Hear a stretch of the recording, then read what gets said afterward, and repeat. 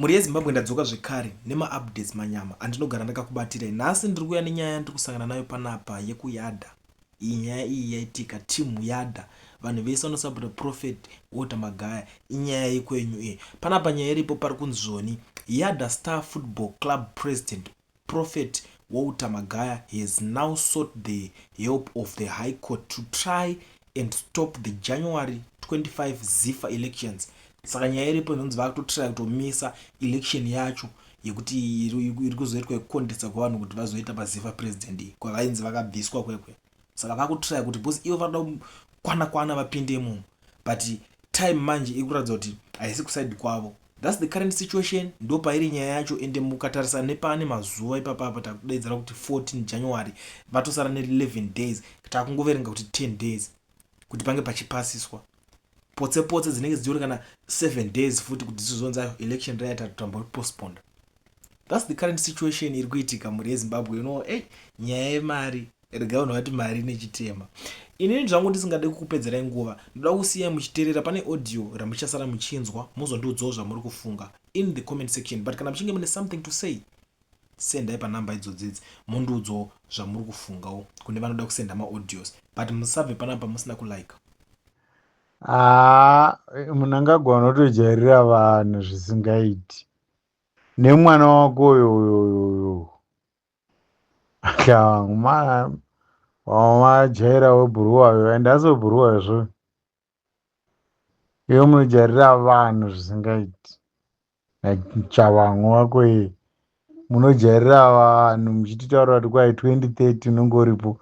Nemusoro wako waunduka uyoyo unoda kutorambirira uripo. Muchibvisa Mugabe maiti wagarisa Mugabe. Vachiwenga akati chiri kukuti vachiwenga tachikumbira mubvise munhu wenyu. Ndimakaisa munhu vachiwenga, tachikumbira mumubvise. Ende ichavava Zimbabwe yedu tozviziva zvedu. Ichavava. Kuna vamwe vanhu veZANU-PF vachatadza kugara kumusha uku. Tichatanga nemasabhuku.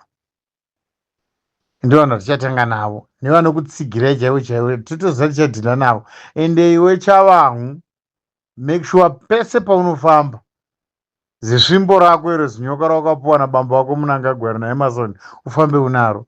Izvi zvamuri kutaurana kuti 2030 nemudhara wako uyu kuti mune muchiri pachigaro muri kunyepa. Joking, muri kunyepa munyika yani. Zvemakore akawanda zvakatengetwa naRobert zviya zvakatoperera ipo paya. Ndopa zvakaperera. Imi ma-MP imi mutongoziva kuti vamwe wenyu tokuziveka. Tokuda kungokuyeuchidzai kuti muzive kuti makabva kwatiri isu. Ende tichiziva kudzimba dzenyu kwamunogara. Tikakuvhoterai handiti iye zvino maakuda kutiita masitupeti manje.